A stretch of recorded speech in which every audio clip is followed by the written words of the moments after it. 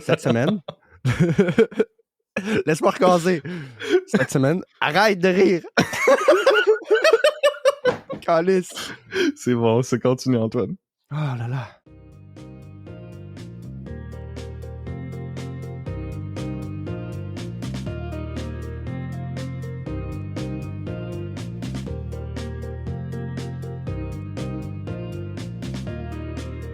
Bonjour et bienvenue à Cinéma Simple, le podcast qui parle de cinéma. Je suis Nicolas et avec moi j'ai... Hello. C'est Antoine. Bonjour. Ça va bien? Oui, toi? Ben oui, ça va, ça va. Cette semaine, nous avons Ballerina avec Ana de Armas et 5150 rue des Ormes avec, encore une fois, Marc-André Grondin, qui est souvent Le dans retour notre de Grondin. podcast. Il est souvent dans notre podcast ces temps-ci, depuis qu'on a commencé à faire des films québécois. Il est partout.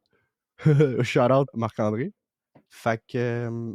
T'avais des news à nous... Ouais. Oui, j'avais quelques nouvelles. Donc, la première nouvelle, tu t'en calisses, toi, je le sais très bien que tu vas t'en calisser, mais Mark Ruffalo retourne pour The Hulk dans le prochain Spider-Man. Damn, that's so interesting. Yes, je le sais que tu t'en calisses. Prochaine nouvelle, le prochain James Bond a trouvé son writer, parce qu'on sait très bien que Denis Villeneuve n'écrit pas de scénario. Donc, c'est... voyons, c'est Spencer Knight. Non, tabarnak. Il va falloir que je fasse du montage en esti. Stephen Knight, qui a écrit Peaky Blinders sur Netflix. Je sais pas si tu as déjà vu Peaky Blinders. J'ai vu des extraits quand le gars il met un gun sur sa tempe, puis il fait... Ouais, c'est genre la fin de la saison 4. C'est une excellente série, c'est très bien écrit. Fait que je pense que c'est un bon scénariste pour écrire le prochain James Bond. Donc, c'est pas mal ça. Mais une nouvelle que je suis quand même très hype. Je comprends pas pourquoi ils l'ont annoncé tout de suite. Mais en 2027, il va y avoir un re-release de Star Wars A New Hope au cinéma. Donc, on se croise les doigts pour que ce soit la version la plus proche de l'original. Mais j'ai bien hâte de voir ça au cinéma parce que j'étais pas né. Fait que c'est clair que je vais y aller si c'est là où est-ce qu'on est. Que ça, Ça j'ai vu. tout a été remodelé AI. Oh non! Non! On dirait Star Wars Force Awakens, mais c'est New Hope. En fait, c'est juste ils mettent Star Wars Force Awakens puis ils disent que c'est New Hope. Ça serait fou. C'est le même quand même. calice de film. Fait que j'ai bien hâte de voir ça au cinéma, ça va être vraiment cool. Fait que toi, tu vas-tu aller le voir au cinéma? C'est quand même a New Hope. Non. Aïe aïe.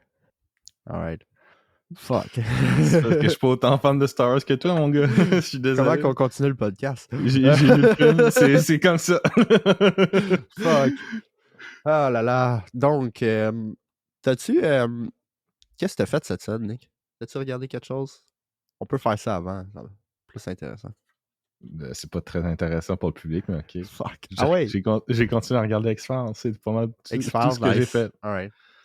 Et toi, Antoine, qu'est-ce que t'as regardé ou écouté cette semaine? Ouais, ça c'est parce que tu le sais que j'ai cassé un audiobook d'un livre japonais qui s'appelle Musashi, qui est un épique japonais de 940 pages dans la version traduite en anglais, donc c'est très long. C'est un audiobook de 50 heures, mais j'ai déjà écouté 15 heures en quelques jours, donc c'est un excellent livre. Puis le narrateur, ben, c'est un japonais, donc sa prononciation des noms japonais est juste parfaite, puis c'est vraiment cool. Puis sinon, ben, j'ai recommencé à jouer à Ghost of Tsushima parce que je suis dans le mood de samouraï. Là. Je veux être un samouraï en ce moment. Là. Fait. Les samouraïs, c'est cool. Les samouraïs, c'est très cool. Très, très cool. Surtout qu'ils ont le respect. Ils respectent les gens, puis tout. Puis le kit. Ça balle, puis après, ça te tranche la tête. C'est vraiment cool. C'est trop cool. C'est ouais. trop cool. Donc, cette semaine, on va commencer avec Ballerina, avec Ana de Armas, réalisé par Lance Wiseman. Il y a des rumeurs que le film a été reshoot, genre beaucoup reshoot, comme quoi que le réalisateur original des John Wick, Chad Stahelski, qui s'est occupé des reshoots, mais ça a l'air que c'est pas totalement vrai. J'ai vu une personne qui claim sur Reddit qu'il connaît quelqu'un sur le tournage, puis qu'apparemment Chad Stahelski a reshoot 80% du film, ce qui est absolument impossible parce que le DGA il leur clapperait des amendes comme ça se peut pas, parce que tu peux pas reshoot 80% d'un film puis pas avoir le crédit. C'est impossible. Si tu reshoot 50% d'un film, t'as un co-credit, puis rendu à 80%, t'as sole credit du film. Là. Puis c'est pas le cas. C'est juste des rumeurs. Exact, c'est juste des rumeurs. C'est crédité pour Lens Wiseman comme réalisateur. That's it. Est-ce que Chad Stahelski a reshoot quelques stuff? Oui, parce que Lens Wiseman il a révélé qu'il est tombé malade pendant le reshoot, pendant quelques semaines, mais c'est tout. C'est pas autant abusé qu'on le pense. Mais en même temps, je pense que je l'ai remarqué un peu dans le film, dans quelques scènes d'action qui étaient mieux réalisées que d'autres. Mais overall, c'est pas un résultat monstrueux comme, mettons, Justice League en 2017, où est-ce que c'est comme tu pouvais pinpoint exactement quelle scène était reshoot. Mm-hmm. En plus de toutes les couleurs changées qui scrapent les plans additionnels. Puis en plus, les reshoots avaient été faits avec une caméra digitale où est-ce que Justice League a été tourné avec une caméra bobine. C'est toutes des bonnes différences. Fait que moi, je l'ai pas vraiment remarqué la différence avec les reshoots, vraiment. Mais overall, qu'est-ce que t'en as pensé? C'est un film d'action correct, passable. Ouais. Les scènes d'action étaient vraiment cool. J'ai vraiment, vraiment aimé le fait que Ana de Armas, c'est pas... Tu sais, c'est une petite femme, on s'entend là-dessus. Là. Puis, tu sais, elle est pas genre overpower, genre à la héroïne style, où est-ce que c'est une John Wick version female, où est-ce que elle est genre overpowered, là. Elle se fait pitcher around, puis genre, elle se fait péter à la gueule assez souvent dans le film. Mais moi, j'ai trouvé ça très sympathique. Les scènes d'action étaient vraiment cool. Les couleurs étaient très bien utilisées. Shout out à la scène d'action avec, spoiler alert, avec les grenades que j'ai vraiment adoré. C'était vraiment over the top.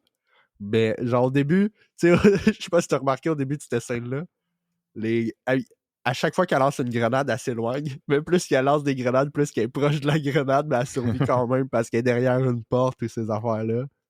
Un moment donné, en arrière de la table de métal, c'était genre vraiment ridicule, mais c'est tellement cool pareil. Ça arrêtait pas d'exploser. Moi, j'étais genre shit, le monde dans ma maison va être genre merde. Il y a tombé des explosions dans son film. Ça arrêtait pas d'exploser. Non, mais je trouve que le film passe assez vite aussi. Oui. Fait qu'il est assez bien rythmé, puis les scènes d'action sont cool. Mm-hmm. Puis honnêtement, j'ai pas passé un mauvais moment devant. Ouais. Fait que je vais peut-être regarder les John Wick un jour. Ben pour vrai, je te le recommande, pour vrai, parce que oui, la prémisse initiale est complètement stupide. Genre, complètement stupide, puis même le ballerina critique le John Wick 1, je sais pas si t'as remarqué. La première fois où est-ce qu'on voit John Wick, il y a une parole en russe où est-ce que la directeur a dit « Tout ça pour un chien ». Ah wow, ok. C'est comme... J'ai trouvé ça vraiment brillant parce que c'est une critique de la franchise depuis le tout début où est-ce que la franchise a été kick-off par « Ils ont tué mon chien ». C'est comme... Come on, là. L'ajout de John Wick, j'ai trouvé qu'il était quand même bien utilisé. C'était pas comme shoehorn in puis trop blatant. J'ai trouvé ça bien. Puis pour spoiler le film un peu, il y a un combat entre John Wick et Ballerina. Je l'ai trouvé vraiment bien, ce combat-là. Surtout le fait que il y a beaucoup de gens qui s'attendaient à ce que c'est Ana de Armas la star du film. Fait que elle va battre John Wick. T'sais. Puis finalement, John Wick, il la bat tellement facilement. Lui, il est en mode non-lethal, puis elle est en mode ultra-lethal, puis quand même, elle n'est pas capable de rien faire. Parce que c'est John Wick. Tu peux pas le battre. Tu peux pas battre le baba. Fait que je pense que ça reste assez comme genre consistant par rapport à comment les personnages sont présentés dans l'univers. Ben, comme je t'ai dit avant d'enregistrer, j'ai juste vu le 1 et le 2. Fait que j'ai pas vu le 3 ni le 4. Celui-là, je le sais qu'il se passe entre le 3 et le 4. Okay. Donc, c'est pas mal ça. Mais sinon, ça reste dans le fait que John Wick, c'est le tueur à gages le plus meurtrier possible sur la planète. Là. Fait no way que Ana de Armas, elle aurait pu le tuer. Là. C'est impossible. Mais j'ai bien aimé ça. Mais je m'attendais pas à ce qu'il y ait autant d'action. Vraiment. Là, parce que John Wick, il y a des moments plus, tu sais, dans le premier surtout, c'est pas de l'action à toutes les 5-10 minutes. Là, il y en avait de l'action. Là, ça arrêtait pas. J'étais genre, fuck, il y a tout le temps de l'action. C'est comme, la scène d'action finit, puis ça recommence. Pardon? Ben moi, ça m'a pas vraiment dérangé parce que je trouvais pas comme genre l'histoire très intéressante. Ah, ça m'a pas dérangé du tout, justement. Ça continue à te tenir dans l'histoire. J'ai bien aimé le moment où est-ce que elle s'en va en char du club, puis là, la caméra, elle monte exactement de la façon classique où est-ce que tu penses que ça s'en va sur une autre scène, puis finalement, elle se fait frapper par un autre char, puis la caméra, elle revient pull-in. Ça, j'ai trouvé ça vraiment cool comme séquence. C'était vraiment créatif. Parce que tu t'attends pas à ça, là. Tu t'attends à ce que, alright, prochaine scène, finalement, même moi, j'étais genre, qu'est-ce qui se passe? Puis le gars qui shoot, puis elle sort du char, puis elle slide avec le char. J'étais genre, oh my god, que c'est over the top. Insane. Je viens de voir sur la page Wikipédia que quand ils ont commencé le projet en 2020, ça a été révélé que le studio, il voulait Chloé Grace Moretz comme actrice principale. OK. Mais c'était seulement évoqué comme genre c'est l'actrice qu'ils voulaient au début. Ils ont settled sur Ana de Armas en octobre 2021. Ana de Armas, elle se débrouille super bien dans le film. Ben vraiment, là, c'est... Moi, depuis... T'avais-tu vu No Time to Die? James Bond? Non? Depuis ce film-là, je voulais définitivement un film d'action avec Ana de Armas. Parce... Écoute, c'est vraiment une belle femme. Puis en plus, l'action qu'elle fait est vraiment crédible. Tu sais, c'est une actrice vraiment physique. Ouais. Tu peux apprécier toute l'action qu'elle fait. C'est sûr, il y a des trucs faits par des stunt doubles, mais je m'en rends pas compte. Fait que c'est pas grave. Elle est crédible dans vraiment, ses actions. Oui. Ouais, vraiment. C'est pas des... Parce qu'il y a des films avec des héroïnes où est-ce que t'es comme... ça paraît que c'est genre... La réalisation puis tout le kit, c'est fait pour comme... Que tu vois pas qu'elle est plus faible que tout le monde, tu sais. Mais elle, tu peux le croire aussi, là. Tu sais, comme son ami au début du film où est-ce que son ami qui s'est pas tiré du gun, là. Tu sais. Je trouvais ça drôle. Quelle scène d'action t'as préférée? Quelle scène d'action? Ouais. Il y en a beaucoup, là, mais... c'est ça que je Il y en a sûrement une visuellement ou rythmée ou chorégraphie que t'as préférée. Moi, il y en a une couple, c'est ça. Je peux en nommer quelques-uns. Il y a le moment samouraï. Je l'ai trouvé vraiment, vraiment débile. Surtout que c'est un one-shot. Puis je l'ai trouvé vraiment beau dans la réalisation. Le petit rouge, là, je l'ai trouvé vraiment beau. Mais je pense que ma scène préférée, c'est le combat de Flamethrower. Ça, là... Oh my god. Que je m'attendais pas à avoir un combat de Flamethrower, puis genre... ouais. Les effets practical puis les CGI étaient vraiment bien mixés, parce que je sais pas qu'est-ce qui est practical, je sais pas qu'est-ce qui est CGI, mais je pouvais croire qu'il y avait du feu partout, là. Non, j'avoue, cette scène-là était hot. Elle était vraiment hot. Surtout, tu vois le feu sortir du Flamethrower, à duck derrière le cover, tu vois le feu sortir, je suis comme, man, qu'est-ce qui est réel là-dedans, là? C'est trop bien fait, puis c'est trop intense, c'est comme... Tu sais, des combats de Flamethrower, tu t'aurais pas pu avoir ça dans le temps de Terminator 2, là. C'est trop dangereux, là. What the fuck? mais c'est ça, les effets spéciaux qu'ils ont fait là-dessus étaient absolument magnifiques. Parce que je sais pas qu'est-ce qui est practical, puis faudrait checker, là, mais je vais checker s'il y a pas genre un petit behind the scene, quelque chose, là. Parce que c'était tellement ridiculement cool, pareil, comme séquence, que c'est comme, holy shit! Alors oui, quand j'ai vu l'autre sortir avec le flamethrower, j'étais comme, oh fuck, il va y avoir un combat de flamethrower. Puis là, il y a comme le moment où est-ce qu'il se... quand elle sort le water hydrant, là, c'est eau contre le feu. J'étais genre, oh fuck, c'est hot, ça!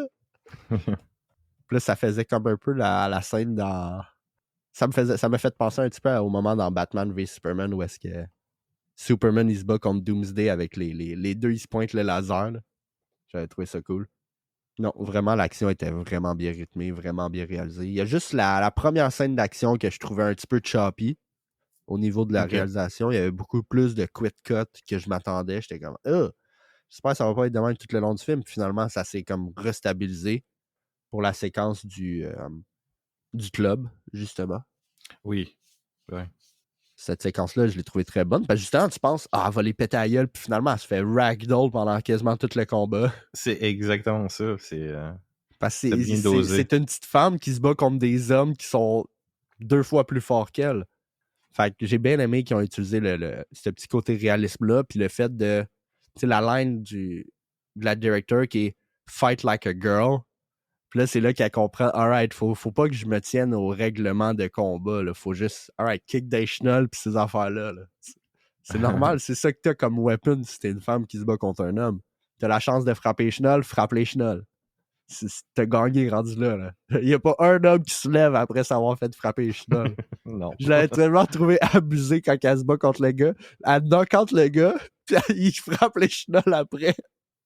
J'étais genre, oh fuck, c'est chiant ça. Moi, j'aime comment elle tire dans les couilles d'un gars. Elle tire. Oui. C'était drôle, ça. Ouais, le petit moment. C'était-tu, il me semble que c'était dans la scène avec les guns de pratique. Ouais.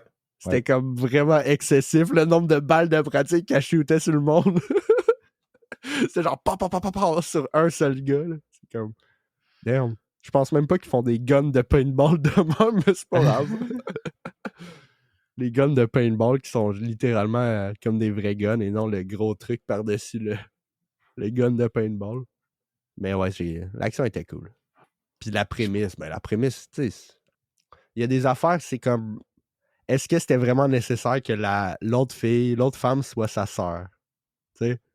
C'est juste une excuse pour pouvoir tuer 2 personnages 5 secondes après avoir révélé que c'est sa sœur. T'es comme, pourquoi? Exact. Mais ça, je pense que. Pardon? Je pense que c'est un résultat des reshoots, justement. Je pense que c'est un élément qui était dans le tournage principal, qui ont essayé comme de tasser un peu, puis finalement, tu peux pas vraiment l'enlever sans que ça fasse de sens. Donc, ils n'ont pas vraiment eu le choix de garder ce petit moment-là. Parce que peut-être qu'il y avait plus de flashbacks, de séquences flashbacks à la ville, où est-ce que à la ville de tueurs. J'ai trouvé ça tellement un petit peu Resident Evil style, où est-ce que la ville entière c'était des hitmen, mais c'était cool.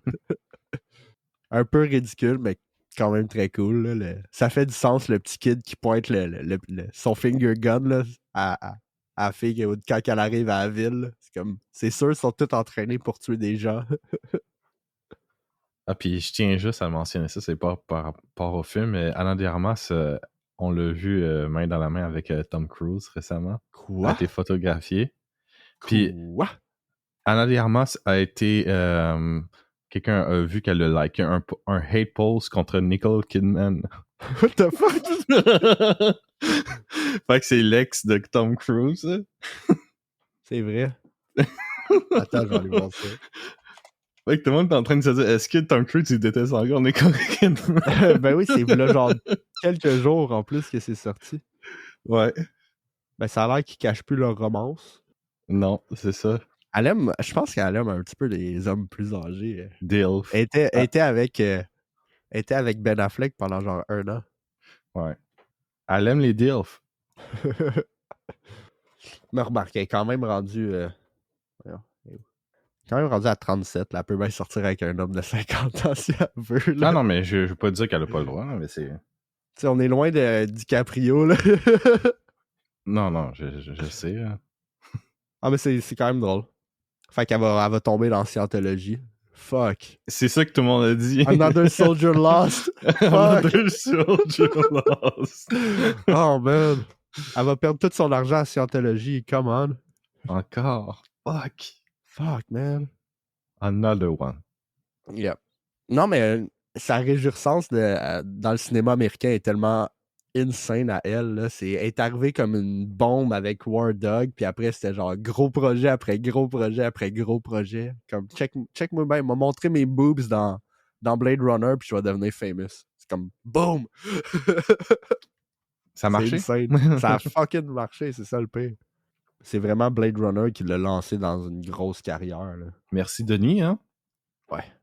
Ouais, c'est beaucoup de films qu'elle a fait depuis 2017. Là. C'est comme 3 films en 2019, puis après ça, c'est 9 films depuis les années 2020. C'est beaucoup, là. C'est beaucoup, puis c'est toutes des grosses sorties, là. C'est No Time to Die, Deepwater, ça, c'est le film où est-ce qu'elle a commencé à sortir avec Ben Affleck. Elle a joué dans The Gray Man, qui est un film des frères Russo. C'est un autre film de 200 millions et plus sur Netflix. Elle a joué dans Blonde, qui a été une grosse controverse. Mais au final, ça reste un gros rôle au cinéma parce que tu joues Marilyn Monroe dans un film qui coûte... J'ai-tu le budget ici? Petite page Wikipédia en français. C'est un film de 22 millions. C'est quand même... C'est du budget pour un film dramatique. Mm-hmm. Elle a joué dans un film de Ron Howard l'année passée, puis là, Ballerina cette année. Fait que, tu sais, elle a eu une bonne carrière dans son espagnol, puis c'est... T'sais, pour War Dog, je sais pas si tu le savais, mais pour War Dog, elle a joué le rôle sans savoir parler l'anglais. C'est fou quand même. Elle a juste appris ses lines phonétiquement, puis that's it. Là. C'est... Tu sais, tu dis des lines en anglais, tu sais même pas qu'est-ce que tu dis parce que c'est juste phonétiquement, c'est comme... C'est fort, là. Mais j'aime son accent. Son accent est juste vraiment cute. Fait que... Hey, on est à Cinéma Simp ici, là, quand même. On va bien simper un peu sur les belles femmes du cinéma américain, là, quand même. Fait que... c'est pas mal ça pour moi. J'ai pas grand-chose d'autre à dire, à part que les scènes d'action étaient vraiment cool. Moi non plus. Ça te donnait un peu le goût pour écouter les John Wick? Ouais. Juste un peu, mais pas tant que ça. Pas tant que ça. Non. Je veux dire, le scénario il est éclaté, là, mais à part ça... Ben, c'est ça l'affaire, c'est faut que tu écoutes ça comme un film d'action juste pour l'action. Tu vois John Wick recharger son gun de manière cool, pis t'es comme « Yeah! » Ouais, comme des teasers qu'il y avait eu, là. C'est juste des films cool. C'est juste, comme j'ai dit plus tôt, la prémisse est complètement ridicule. Je m'attendais vraiment pas à voir Daryl Nixon dans le film. J'étais genre, où ta moto, bro? À la fin, il survit. J'étais genre, oh, il survit, c'est cute. Je m'en attendais tellement à ce qu'il ait survécu. Tu le vois jamais vraiment mort. Tu le vois juste genre tomber, mais il n'y a jamais de plan sur lui mort. Puis c'est un personnage parlant. Fait que normalement, t'es montres morts s'ils sont morts. Un peu comme la sœur qui meurt après 3 secondes après avoir dit que c'est sa sœur. Quel intérêt! Mais c'est ça, genre, j'ai vraiment l'impression que c'était juste une excuse pour tuer pour se débarrasser du personnage. Faut juste pas créer le personnage à la base, c'est tout. Puis en plus, ça fait aucun sens que le personnage de Ballerina se souvienne pas de sa sœur. Selon moi, ça fait aucun sens. C'est pas comme si... Ben, en même temps, c'est pas quand il est parti quand son père est parti de là, ça fait peut-être une couple d'années, mais j'ai pas l'impression que ça fait extrêmement longtemps qu'ils sont partis de la place. Non, c'est ça. Tu sais, si on avait une séquence où est-ce que tu le vois partir avec un bébé ou un beaucoup plus jeune enfant, là, je ferais comme, OK, c'est sûr qu'elle sait pas qu'elle a une sœur, là. Mais le personnage, au début du film, a genre 8-9 ans, là.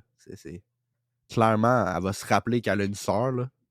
Ou elle va être genre, pourquoi t'as pas amené ma sœur aussi, tu sais.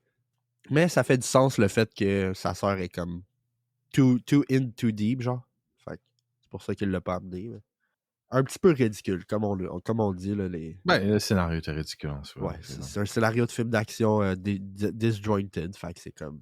On est là pour l'action, puis that's it. Au moins, c'était très bien réalisé, puis... Tu sais, c'était pas lazy, là. C'était pas... On place 8 caméras alentour de l'action, encore l'action, puis on va trouver ça au montage, là. Comme à la Marvel, là, c'est des scènes d'action qui sont réfléchies, puis des chorégraphies qui sont bien travaillées. Exact. Ben, c'est pour ça que le film reste plaisant à regarder au final. Oh, en fait, le réalisateur, il a dit que il a coupé une version de 4 heures. Tant mieux. Non, mais je veux dire, voyons. Quand ils font un film, le premier montage, c'est un montage de comme toutes les scènes qui ont tourné. C'est le Assembly Cut qu'ils appellent. Puis là, c'est un Assembly Cut de 4 heures qu'il y avait. C'est quand même beaucoup. Je sais. C'est quand même long. Puis Anne Parillo qui avait un rôle qui a été coupé au complet. Eh bien. Ouais. Elle a joué dans le film des années 90, Nikita. Nikita. Ouais. Intéressant. C'est un film français, ça. Il me semble qu'il y avait un Québécois qui joue là-dedans, non? Ah, il y a peut-être une version américaine. Ah, ok, il y a eu une série aussi, Nikita. Puis là-dedans... Non? Tu me regardes vraiment intensement. Je te regarde même pas, je te sur... Ah non. Ah, c'est ça. Roy Dupuis, il est dans la série américaine Nikita. C'est pour ça. J'étais comme... Je le savais qu'il y avait Roy Dupuis dans un truc qui s'appelait Nikita, puis c'était américain. Fait que c'est pour ça, au début, j'étais comme... Hein, c'est un truc français? C'est un film français? Non, c'était une série américaine. What the fuck? Pour ça. Roy Dupuis a joué dans une série américaine. Parce que oui, Roy Dupuis a eu une carrière américaine. Là, ce que je me souviens, c'était assez populaire, cette série-là. Ouais, quand même. Si c'était pas vraiment bonne. Ouais. Ben, c'est beaucoup des séries des années 90, là. Il y en a beaucoup que c'est pas grand-chose, là. Mais bon. On va passer à autre chose. T'as-tu une note pour le film Ballerina, qui est ton premier John Wick franchise movie? 5.56? Quelque chose comme ça? 5.56. On dirait que t'as dit 5.56. C'est genre une note vraiment précise. Non, je suis pas stupide à ce point-là. Je le sais. Ah, je vais donner un 6. Le 4 points de moins, c'est pour le script qui est juste un script. Fait que, éclaté. C'est juste des mots sur une page. Le script doit faire genre 15 pages de long. Pas grand-chose. Il était tout OK. Trouve-nous une excuse pour faire des scènes d'action, puis on s'en calisse. Ah ouais, puis c'était comme aux 5-10 minutes non-stop. Là. Je m'attendais vraiment pas à ce que ça soit autant non-stop. Mais j'aime ça des fois, les films d'action qui sont non-stop de même. C'est comme... Des fois, c'est cool. C'est un peu comme les... ça me fait penser un peu à les Dragon Ball les japonais, les feature films Dragon Ball. Là, où est-ce que comme ils mettent 30 minutes d'exposition, puis après les personnages se battent pendant 1 heure. Hey, t'imagines être voice actor, tout ce que t'as à faire, c'est pendant 1 heure. Hey, 30 minutes d'exposition, puis après ils se battent pendant 1 heure. Hey, ça doit être essoufflant, là. T'écoutes ça, drôle. Tu dois sortir, t'as fait un marathon, là. Donc, ils prennent pas le temps pour justifier plus que ça le scénario, comme genre, ok, là, vous voulez de l'action, on va vous en donner. C'est pour ça qu'il y a le 30 minutes d'exposition au début. C'est comme 30 minutes de storytelling, puis après ils se battent pendant 1 heure. C'est drôle. Il y en a qui trouvent ça cool. Fait que, prochain film, c'est notre partie québécoise de notre podcast, parce que, évidemment, on est un podcast québécois. Non, je sais pas. Shocker, I know. That's crazy, brother. I know. Fait que cette semaine, on fait un film qui est tiré de l'auteur Patrick Sénécal. C'est bien sûr 5150 Rue des Ormes. Fun fact, je sais pas pourquoi, mais en anglais, ils ont appelé ça 5150 Helm's Way. Tu sais, comme le Helm Street. Ouais. C'est comme... OK, dude. On peut pas vraiment leur dire grand-chose. Le nombre de traductions québécoises qu'on a faites de certains films, Fiction Papers, des trucs comme ça. Juste parce que, logiquement, pour une traduction d'un titre en anglais, elle a été faite par la production québécoise. Mais ce que je voulais dire, c'est que je trouve ça quand même smart d'avoir appelé ça Helm's Way. Comme ça, le monde, ils vont peut-être penser que ça se passe dans le même univers que Helm Street. Ouais. Fait que, c'est comme... Je pense pas, mais... Non, moi non plus, là, mais... Tu sais ce que je veux dire, là, c'est juste... C'est clairement pour que ça hit les research, là. Même si en 2000, dans ces années-là, c'était pas pareil. Là. Ça m'a juste fait rire quand j'ai vu le titre 5150 Helm's Way. Là. C'est comme, OK, vous avez copié un peu Helm Street, mais c'est pas grave. C'est réalisé par Éric Tessier.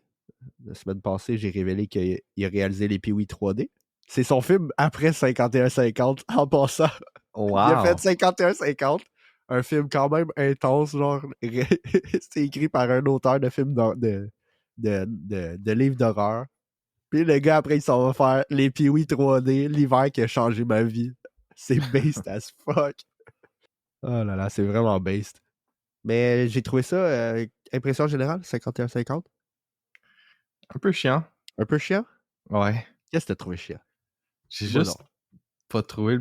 J'ai trouvé le prémisse, c'était intéressant. Ouais. Mais dans l'exécution, j'ai trouvé le script extrêmement médiocre et maladroit. Je comprends. Je suis partiellement d'accord avec toi. Parce qu'il y a quelques séquences que j'ai trouvées vraiment excellentes. Il y a quelques séquences que j'étais comme... OK, sure. Puis le personnage principal, il est tellement antipathique, j'avais rien à foutre de lui, honnêtement. Ouais, il joue bien son rôle, mais c'est juste... Le film ne donne pas assez pour qu'il... Tu sais, c'est comme... Pour que tu t'accroches au personnage. Réagis un peu plus, tu sais, oui. Ouais. Genre, j'aurais tellement... Les réactions que j'aurais eues, il aurait tellement fait chier le gars, là. Genre, j'aurais juste été genre, OK, dude, là. Soit tu me tues, soit je te fais chier. Genre, c'est comme... Si je me fais enfermer de même, moi, écoute, je vais soit tomber dans un mode He's gonna kill me, please. Puis l'autre mode, ça va être genre, dude, ta gueule. T'as rien à perdre rendu là, fait que c'est comme... Non. Fais juste le faire chier. Mais je trouvais ça drôle le nombre de fois qu'il arrêtait pas de l'attaquer quand l'autre il baissait sa garde. Mais visuellement, il y avait des trucs quand même très intéressants. Notamment la petite séquence avec la petite métaphore avec le sang dans le mur. Que je comprends pas vraiment parce que je suis stupide. Mais visuellement, c'était cool. Puis l'affaire des échecs, ben c'est comme... C'est dans le livre, puis c'est comme... C'est un petit peu bâtard. C'est comme le gars, il est imbattable. C'est comme, OK, pourquoi t'es pas un Grandmaster de bord à la place de tuer du monde?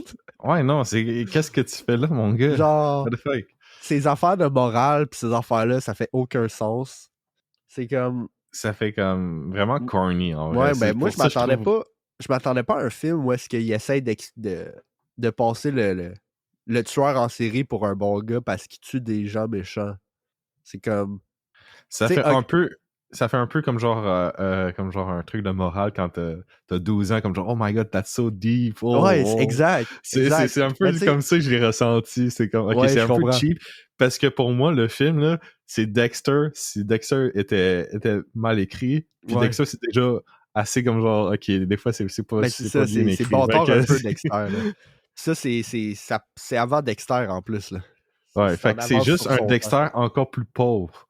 Fait que dans les dilemmes moraux qu'il essaie d'établir, je suis comme genre, ok, ça fait cheap, ça fait comme genre vraiment enfantin. Ouais. C'est comme genre, c'est cute, là, t'essaies de faire un truc deep, mais c'est pas deep. c'est un peu mon impression du script et des personnages en général. Je dirais comme genre, il y a certains personnages, je pense que le personnage de la mère, son personnage était bien écrit, mais c'est comme, malheureusement, est dans un script assez mauvais, je trouve, dans l'ensemble. Ben, c'est parce que le problème avec la mère, c'est un petit peu nonsensical. C'est comme... Tu sais, je comprends, c'est une personne super religieuse, mais son mari tue des gens, c'est comme... Puis elle accepte ça. Tu sais, la seule affaire qu'elle fait, c'est « Je veux pas qu'on parle de ça à table. » Ou genre, je m'en vais initier ma fille, puis elle est pas de suite. C'est comme... Arrête, clairement, t'acceptes le fait que ton mari tue des gens dans ta maison, là. C'est comme, moi, je m'attendais pas à ce qu'il y ait une famille qui habitait là. Je connaissais pas l'histoire, rien. Fait que j'ai juste parti le film, puis je m'attendais à voir un vrai psychopathe qui kidnappe un dude pour X raisons, pas pour des raisons de genre anodin que le gars il a pété sa chaîne, puis il est pas capable d'en remettre, puis il est pas capable de marcher sur le bord de son vélo comme quelqu'un de normal. Genre, pourquoi tu veux appeler un taxi? Tu vas le mettre où ton vélo? Tu vas le laisser là? C'est comme, fait aucun sens. Sa débarque de vélo était quand même très hilarante. C'est pétaillé à cause qu'un chat passe devant son vélo. Bon, bonjour, ça va mieux? J'ai l'impression que j'avais un moteur qui était littéralement dans mes écouteurs. Ok, c'est mieux là? Ça faisait mal aux oreilles, là. Je te crois. Alright. C'est-tu mieux là? Ouais, c'est mieux. Alright. On était où? T'as parlé d'une scène que t'as trouvé drôle, je me rappelle plus c'est quoi. La débarque de vélo était très drôle. Ah ouais, mais c'est ridicule la débarque de vélo. Il y a juste un chat qui passe, il pèse sur son frein avant. Pas sur son frein arrière, son frein avant. Sérieux, faut que arrêtez de mettre des fucking freins sur la roue d'en avant. Ça sert à rien. T'as-tu déjà utilisé tes freins en avant? Personne n'utilise tes freins en avant. La plupart du monde, leur réflexe, ça va être de faire les deux freins en même temps. Au pire. Mais quand tu t'apprends à faire du vélo, t'apprends à freiner en arrière, puis après en avant si ça freine pas assez vite. Ouais. Pas compliqué. Puis c'est juste un chat. Tu le frapperas pas, le chat, là. Il va t'éviter, le chat, là. Mais tu sais, évidemment, c'est un chat noir. Fait que, ça fait peur. Oh my god. Mais je trouvais ça ridicule parce que ça débarque en vélo. En vrai, elle est pas si agressif que ça. Là. Non, je sais. Au niveau des dommages, c'est comme genre, ok, là, ton vélo, il est pété. T'as mal partout. Come on, là. J'étais comme, bro. Tu débarques à vélo de même, je pense pas que ta chaîne, elle débarque au point où est-ce que t'es pas capable de remplir. J'ai déjà débarqué ma chaîne 100 fois. Je l'ai juste réembarqué, là. Exact. Le gars, sa chaîne est débarquée, il fait juste tirer sur sa chaîne pour l'empirer, tu sais. C'est comme c'était un peu ridicule. C'était tellement tiré par les cheveux, cette raison-là, juste pour justifier le fait que, je vais demander à ce gars-là. Non, mais il aurait pu juste mettre une intersection, se faire frapper par un char qui fait un hit and run. Exact. Déjà là, ça aurait été plus. Puis là, la roue à pète, puis là, le vélo est complètement pété.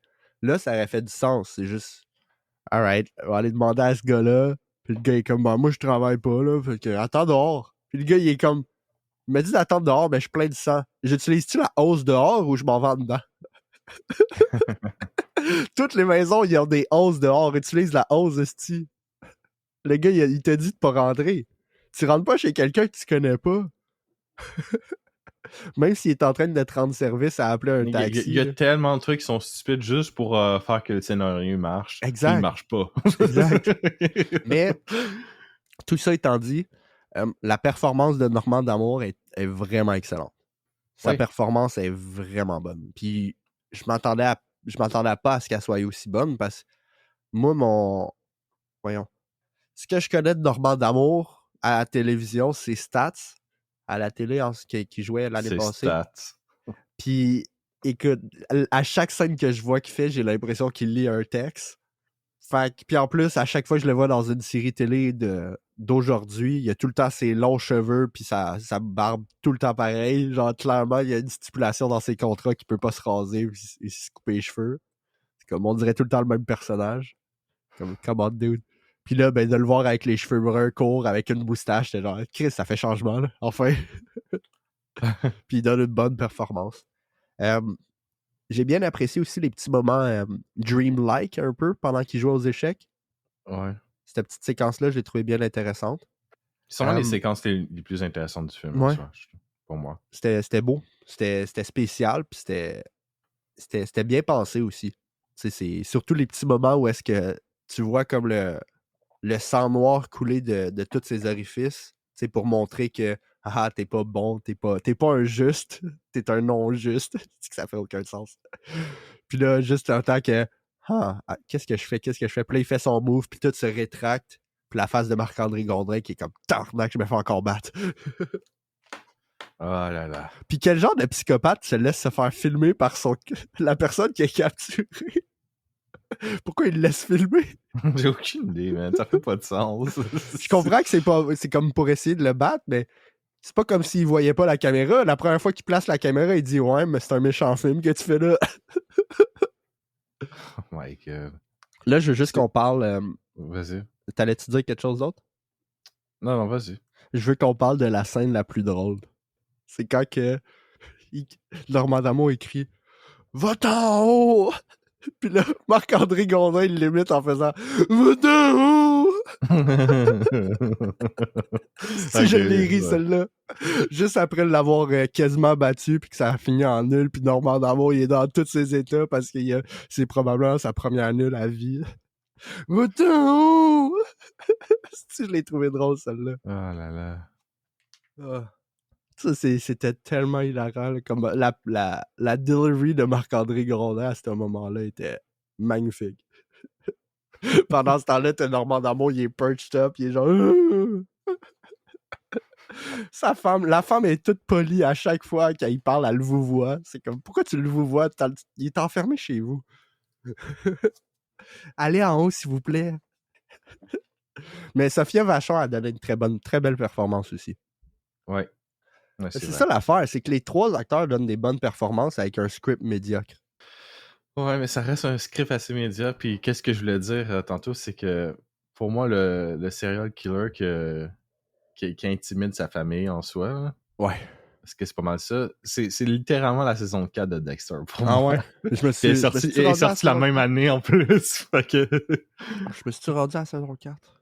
Ouais, j'avais écouté. C'est le Trinity Killer. C'est le Trinity Killer. Le dernier épisode que j'ai vu, c'est sa sœur a tué un dude dans une église. Genre, c'est le premier meurtre de sa sœur, c'est ça. C'est la fin de la saison 6. C'est ça. C'est la dernière saison que j'ai vue. J'ai lâché après ça. J'étais comme, nope, women do not kill. C'est pas vrai. Wow! Antoine Génie. Les gars, ils gatekeep les serial killers. Non, en fait, la plupart des serial killers femmes sont tout le temps fucking belles. C'est genre, pourquoi? Antoine, fais pas une groupie, là. Non. Oh là là. Il y avait une affaire que je voulais dire. L'affaire de la cassette au début, là. Est-ce que ça me gossait que c'était tout le temps juste des kids qui le ramassaient? J'étais genre, man, ça peut-tu être un adulte qui le ramasse? C'est juste le premier kid, il le ramasse, il le perd après 2 secondes. Puis le deuxième kid qui le ramasse, il le met dans sa tour de Lego. C'est comme, bro. Puis après, ça tombe dans les mains du chum à la fille. J'étais genre, non. Puis là, il écoute le truc juste à côté. Ah, mais c'est toi, ça? Puis il se fait tuer 2 secondes après. Est-ce d'amateur? Oh là là. Au moment qu'il a dit, elle s'appelle comment, là? Michel. L'autre est comme, c'est toi, ça? Puis il se laisse faire, genre. C'est comme... C'est tellement stupide, Au moment qu'il a dit le nom de famille, il aurait dû se lever puis prendre ses gardes. C'est genre, bro. Là là. Ça, c'était tellement un peu random que ça soit le chum de la fille qui le ramasse, là. Mais tu vois, toute cette partie-là, je trouve ça horrible. Ouais. Je trouve ça vraiment mal écrit. Cette bout-là était vraiment stupide. Honnêtement, t'aurais pu enlever le personnage de l'ado complètement du film. Ouais. Ou complètement du livre, là. J'ai pas lu le livre non plus. Mais c'est ça. Le personnage était pas vraiment utile. Mais fun fact, le personnage revient dans la série... attends une minute. Parce qu'il y a comme une suite qui est pas une suite. La Reine Rouge, c'est ça. C'était une web-série réalisée par Patrick Sénécal. Puis il y a le personnage de Michel qui revient dans cette série-là, qui est joué par une autre actrice. OK. Puis ça, dans le fond, ça a été révélé. J'ai vu que, dans le fond, 51-50 rue des Ormes, le livre, et le livre Alice, les deux de Patrick Sénécal, se passent dans le même univers. Puis La Reine Rouge se passe entre les deux. Fait que c'est ça. Ça se passe tout de suite après que son père s'est fait enfermer. Que c'est une petite web-série sortie en 2011. Dans le temps que les web-séries commençaient à avoir un petit peu de steam derrière. On va-tu parler du moment choc du film? Vas-y, Antoine. Parce que tu t'attendais-tu à ça? Parce que, spoiler alert, on voit une petite fille de 8 ans se faire shotgunner d'en face. J'étais genre, fuck! J'ai trouvé ça tellement gratuit. C'est gratuit, mais en même temps, c'est du shock value pour être du shock value, puis Ouais. j'apprécie le swing avec. Parce que des fois, le shock value, des fois, t'es comme... Hein? Là, c'est comme... Tu t'attends tellement pas à ce qu'il shot une petite fille de 8 ans d'en face que quand que ça arrive, t'es comme... Hein? Chris, il a shoté sa fille! Ouais, mais au-delà du choc, je trouve ça cheap. Oui, au niveau du script, c'est cheap parce que au final, écoute, c'est une petite fille de 8 ans, il faut vraiment que tu te défends avec un shotgun. Genre, au pire, s'il faut que tu prennes le shotgun, pogne le bot puis frappe-la avec, au pire, t'achètes pas avec. Pour moi, c'est le genre de moment du film là, que tu vas voir un clip sur YouTube, tu trouves ça drôle, tu passes à autre chose. Oui. C'est un peu ça, mais dans le contexte du film, je trouve ça vraiment maladroit. Ouais.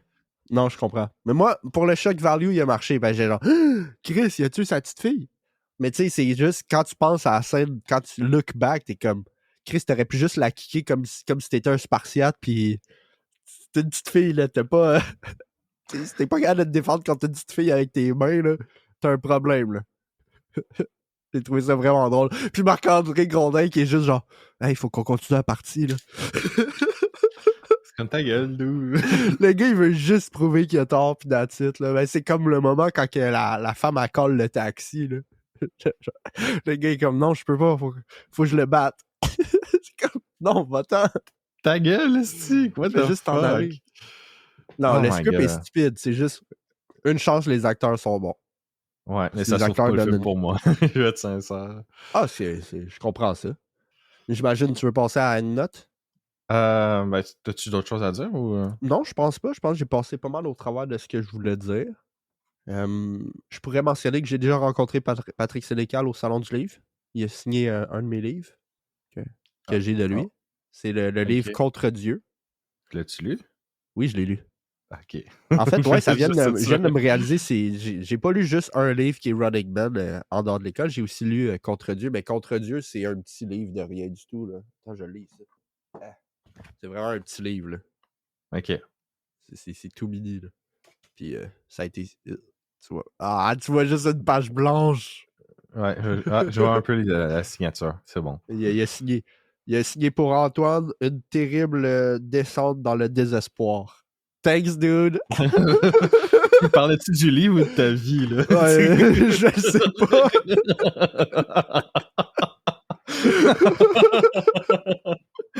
Je le sais qu'il parlait du livre parce que c'est vraiment un livre. C'est une descente dans le désespoir, ce livre-là. Mais il était bien content que j'étais comme le seul qui amenait un livre différent des. Parce que, tu sais, quand tu vas au salon du livre, tu peux pas aller au salon du livre si t'as pas sorti un livre récemment.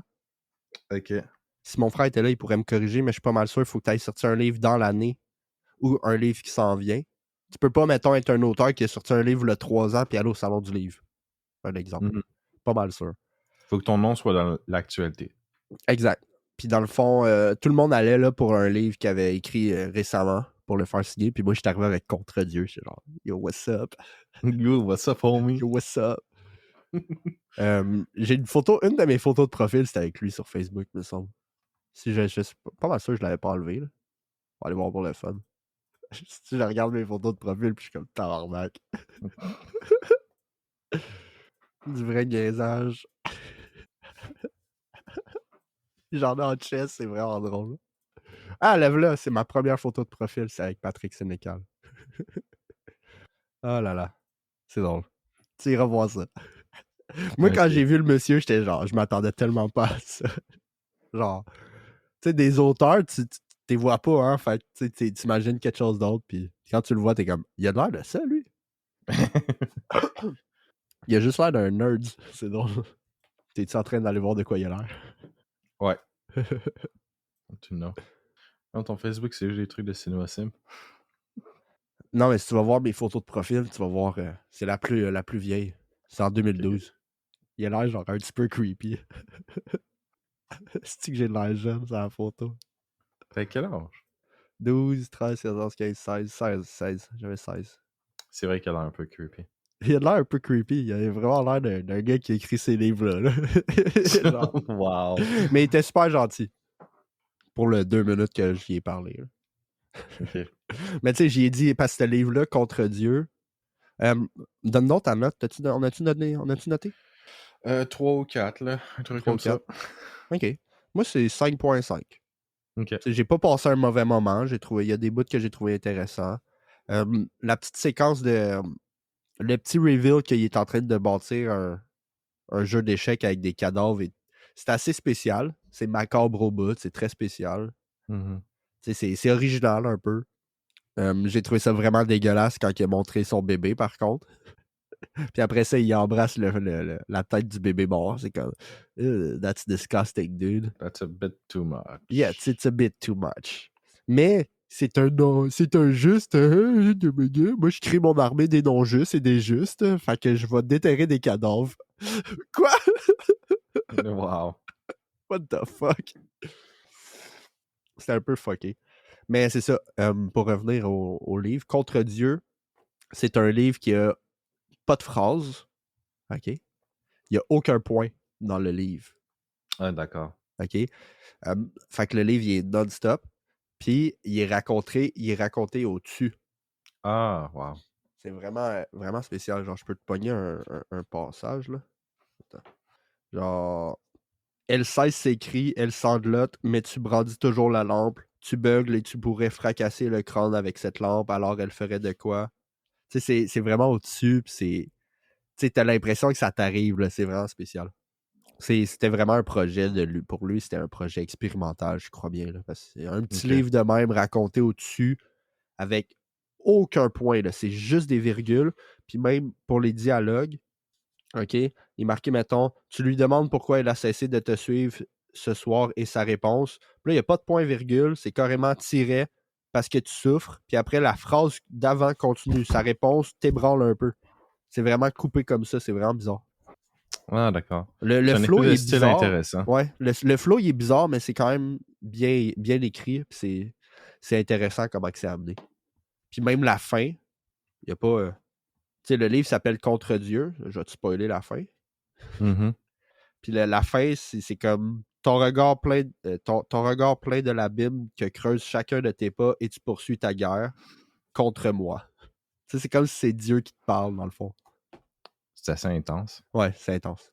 Mais c'est un très, très bon livre. Fait que moi, tout ce que j'ai à dire sur ça, pour les gens qui ont vu le film qui ont été déçus, juste aller regarder les premières saisons de Dexter sont bonnes. Qu'est-ce que t'aurais pensé du revival? Tu l'as-tu checké?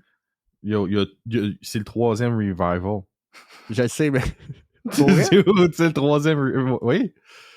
Ils ont fait Dexter truc machin. C'est un revival avec son fils. Là, c'est un autre revival avec Dexter. Ah oui, c'est ça. C'est parce qu'il y a eu, dans le fond, ils ont arrêté à la saison 8. Après ça, il y a eu New Blood en 2021. Puis après ça, Résurrection en 2025 qui s'en vient. Wow. Ouais, puis ils ont fait Résurrection parce que la fin de New Blood était à chier.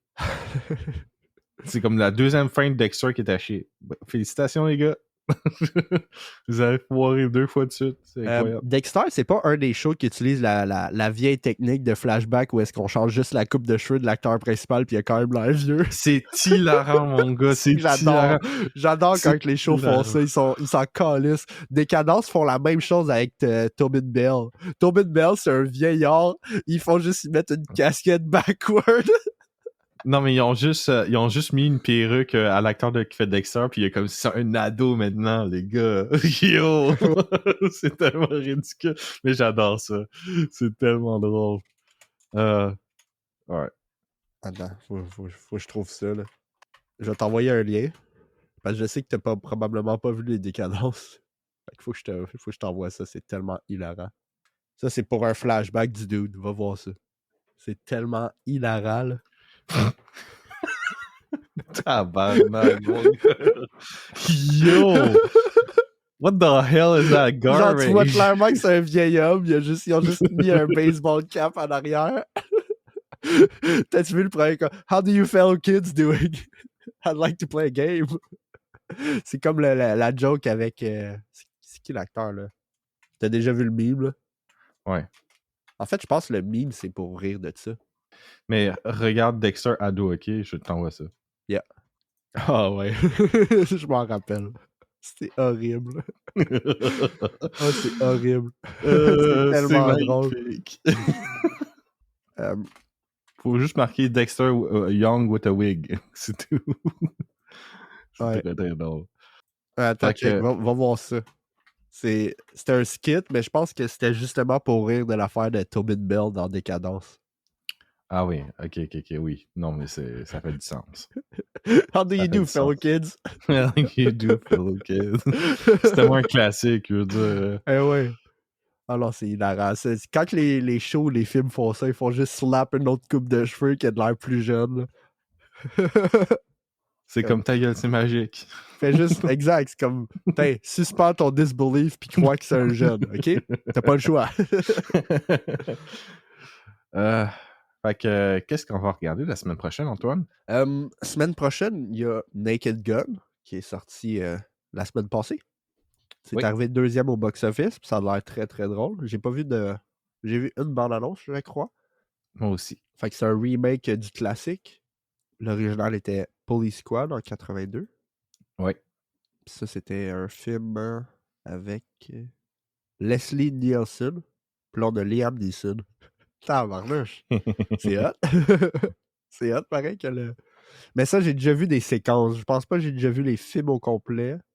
La série au complet, c'est une série. Y avait-tu un film avant aussi? Ah, ok, c'est parce que là, je suis dans la page de la franchise.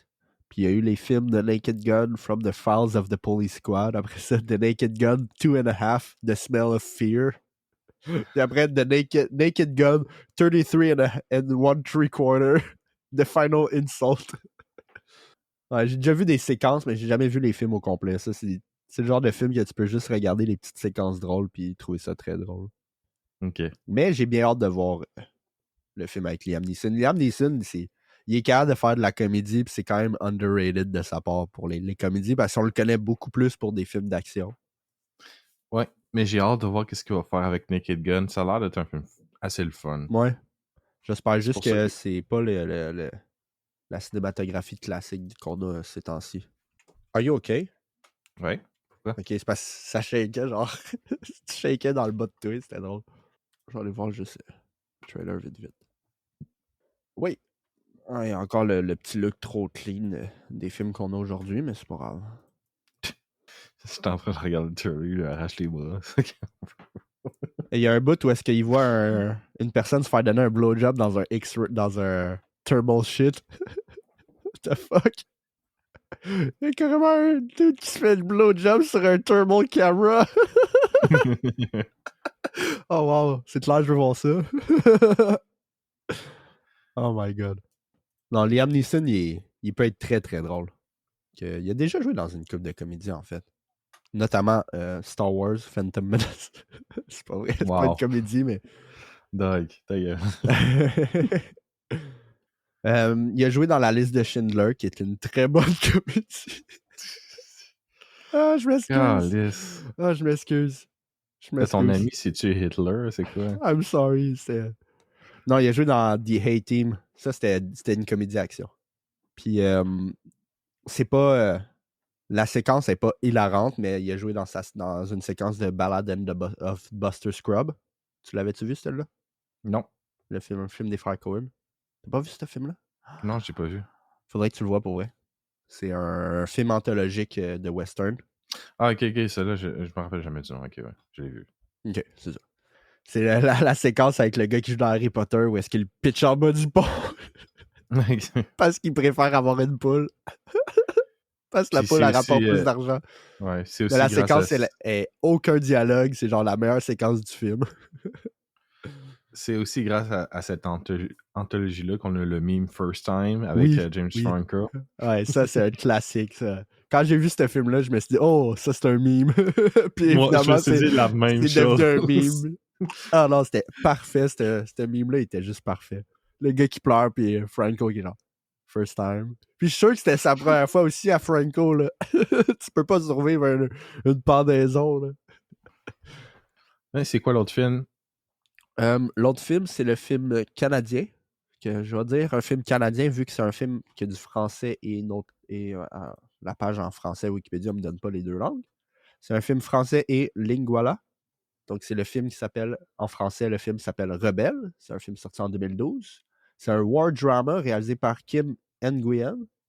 En anglais, le titre, c'est War Witch. Ça a l'air bien intéressant. Le film avait été nominé aux Oscars pour meilleur film étranger. Fait que j'ai bien hâte de voir ça. Moi aussi. Je vais aller voir quel film avait gagné cette année-là pour meilleur film étranger parce qu'il n'a pas gagné. C'est le film Amour. C'est un film qui vient de Austrie. Qui avait gagné cette année-là. C'est pas mal ça qui est ça. Fun fact, c'est l'année que Christopher Waltz a gagné meilleur acteur. Ah, ok. Pour dans Django Unchained, qui était excellent ce film-là. En fait, Christopher Waltz, il y avait genre back-to-back Oscar avec de la part de Tarantino, là, pas back-to-back en termes d'années, mais il a joué un méchant dans Inglourious Bastard, gagne un Oscar, puis après il s'en va jouer un gentil dans Django, gagne un Oscar.